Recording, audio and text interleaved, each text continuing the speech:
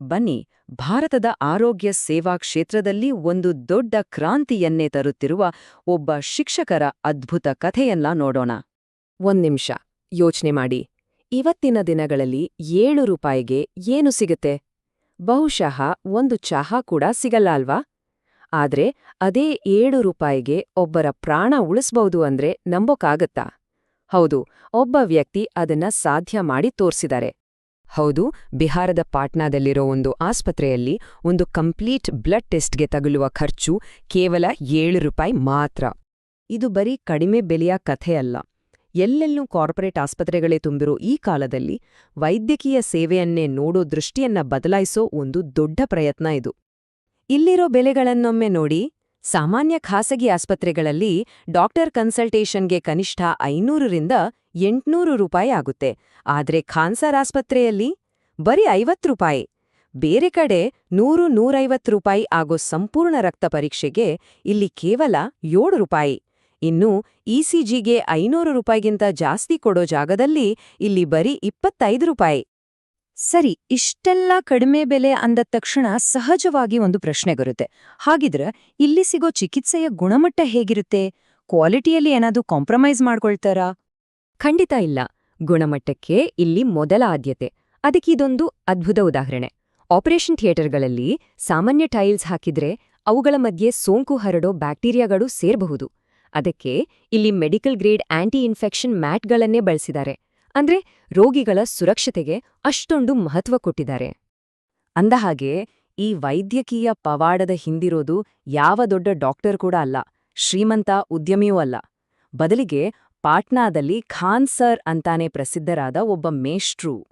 ಹಾಗಿದ್ರೆ ಇತಿಹಾಸ ಮತ್ತೆ ವಿಜ್ಞಾನ ಪಾಠ ಮಾಡ್ತಾ ಇದ್ದ ಒಬ್ಬ ಟೀಚರ್ ಈ ಮೆಡಿಕಲ್ ಫೀಲ್ಡ್ನ ಸಂಕೀರ್ಣ ಜಗತ್ತಿಗೆ ಹೇಗೆ ಕಾಲಿಟ್ರು? ಅದೇ ಈ ಕಥೆಯ ಅತಿ ಮುಖ್ಯವಾದ ಭಾಗ. ಅವರ ಈ ಸ್ಫೂರ್ತಿಯ ಹಿಂದಿನ ಕಾರಣ ತಿಳ್ಕೊಳ್ಬೇಕು ಅಂದ್ರೆ ನಾವು ಅವರ ಜೀವನವನ್ನೇ ಬದಲಾಯಿಸಿದ ಒಂದು ಘಟನೆಗೆ ಹೋಗಿ ಬರ್ಬೇಕು.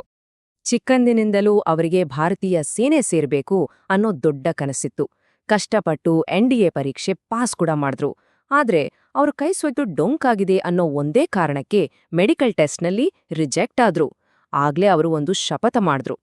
ನಾನು ಗನ್ ಹಿಡಿದು ಸೈನಿಕನಾಗೋಕಾಗ್ಲಿಲ್ಲ ಅಂದ್ರೆ ಏನಾಯ್ತು, ಪೆನ್ ಹಿಡಿದು ಸಾವಿರಾರು ಸೈನಿಕರನ್ನ ಸೃಷ್ಟಿ ಮಾಡ್ತೀನಿ ಅಂತ ನಿರ್ಧರಿಸಿದ್ರು. ಅದೇ ಅವರ ಜೀವನದ ಹೊಸ ಧ್ಯೇಯವಾಯ್ತು. ಆದ್ರೆ ಈ ಹಾದಿ ಅಷ್ಟು ಸುಲಭವಾಗಿರ್ಲಿಲ್ಲ. ಫೈಜಲ್ ಖಾನ್ ಅನ್ನೋದು ಅವರ ನಿಜವಾದ ಹೆಸರು.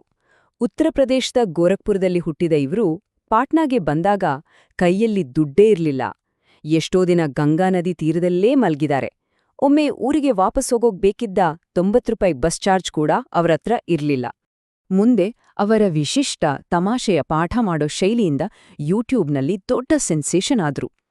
ಆಗ ಅವರ ಜೀವನದಲ್ಲಿ ತಮ್ಮೆಲ್ಲ ತತ್ವಗಳನ್ನೇ ಪರೀಕ್ಷೆಗೆ ಒಡ್ಡುವಂಥ ಒಂದು ಸಂದರ್ಭ ಬಂತು. ಒಂದು ದೊಡ್ಡ ಎಜುಕೇಷನ್ ಕಂಪನಿ ಅವರನ್ನ ಸೇರಿಸ್ಕೊಳ್ಳಕ್ಕೆ ಬರೋಬ್ಬರಿ 107 ಕೋಟಿ ರೂಪಾಯಿ ಆಫರ್ ಕೊಟ್ಟು. ಆಯ್ಕೆ ಅವರ ಮುಂದಿತ್ತು. ಒಂದು ಕಡೆ 107 ಕೋಟಿ ರೂಪಾಯಿ, ಇನ್ನೊಂದು ಕಡೆ ತಮ್ಮ ವಿದ್ಯಾರ್ಥಿಗಳು. ಆ ಆಫರ್ ಒಪ್ಕೊಂಡಿದ್ರೆ ಅವರ ಲೈಫೇ ಸೆಟಲ್ ಆಗ್ತಿತ್ತು. ಆದ್ರೆ ಆಗಿದ್ದೇನು? ಅವರ ಹತ್ರ 200 ರೂಪಾಯಿಗೆ ಓದೋಕ್ ಬರ್ತಿದ್ದ ಬಡವರ, ಕೂಲಿ ಕಾರ್ಮಿಕರ, ರಿಕ್ಷಾ ಚಾಲಕರ ಮಕ್ಕಳು 10,000 ರೂಪಾಯಿಗಿಂತ ಹೆಚ್ಚು ಫೀಸ್ ಕಟ್ಬೇಕಾಗ್ತಿತ್ತು. ಅದಕ್ಕೆ ಅವರು ಆ ಕೋಟಿ ಹಣವನ್ನೇ ಬೇಡ ಅಂದ್ಬಿಟ್ರು. ತಮ್ಮ ಧ್ಯೇಯಕ್ಕೆ ಬದ್ಧರಾಗಿ ಉಳಿದ್ರು. ಅವರ ಈ ಬದ್ಧತೆಯೇ ಮುಂದೆ ಆಸ್ಪತ್ರೆ ಕಟ್ಟೋಕೆ ದಾರಿಯಾಯ್ತು. ಆದ್ರೆ ಈ ಆಸ್ಪತ್ರೆಯ ಕನಸು ಅವರೊಬ್ಬರದ್ದೇ ಅಲ್ಲ. ಅದರ ಹಿಂದಿನ ನಿಜವಾದ ಸ್ಫೂರ್ತಿ ಅವರ ತಾಯಿ. ತಮ್ಮ ಆಸ್ಪತ್ರೆಯಲ್ಲಿ ಯಾಕೆ ಇಷ್ಟು ಕಡಿಮೆ ಬೆಲೆ ಅಂತ ಕೇಳಿದಾಗ ಖಾನ್ ಸರ್ ಕೊಟ್ಟ ಉತ್ತರ ವೈರಲ್ ಆಯ್ತು. ಅವರು ಹೇಳಿದ್ದು, ಇಲ್ಲಿನ ರೇಟ್ಗಳನ್ನ ಡಿಸೈಡ್ ಮಾಡೋದು ನಮ್ಮಮ್ಮ ಅಂತ. ಯಾರೂ ಕೂಡ ದುಡ್ಡಿಲ್ಲ ಅನ್ನೋ ಕಾರಣಕ್ಕೆ ಚಿಕಿತ್ಸೆ ಇಲ್ಲದೆ ಸಾಯಬಾರದು. ಇದು ಅವರ ತಾಯಿಯ ದೊಡ್ಡ ನಂಬಿಕೆ ಮತ್ತು ಆಸೆಯಾಗಿತ್ತು. ಮಗ ಅದನ್ನೇ ಈಡೇರಿಸುತ್ತಿದ್ದಾರೆ. ಕೊನೆಯದಾಗಿ ಅವರ ಈ ಮಾತು ಅವರ ಇಡೀ ಜೀವನದ ಪಯಣವನ್ನೇ ಹೇಳುತ್ತೆ. ಸೈನಿಕನಾಗ್ಬೇಕೆಂಬ ಕನಸು ಮುರಿದು ಹೋದರೂ ದೇಶ ಸೇವೆ ಮಾಡೋ ಛಲ ಮಾತ್ರ ಹೋಗಿರ್ಲಿಲ್ಲ.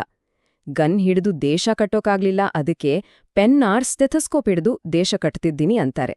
ನಿಜಕ್ಕೂ ಇದೊಂದು ಅದ್ಭುತ ಸ್ಫೂರ್ತಿಯ ಕತೆ ಅಲ್ವಾ?